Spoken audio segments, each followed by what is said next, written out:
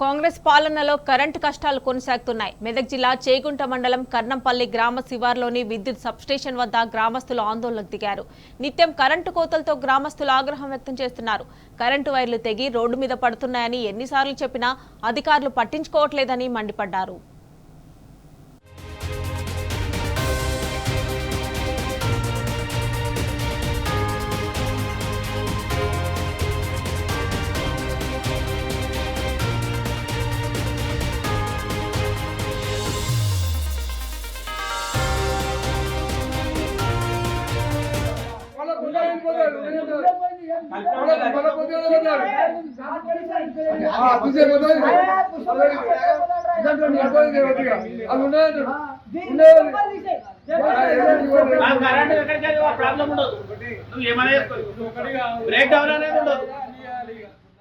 ఇప్పటిదాకా సబ్మిషన్ కూడా పోయినాము, ఎవరు సహకరిస్తలేరు. ఏ చెప్పినాం, డి చెప్పినాం, అందరు చెప్పినాము.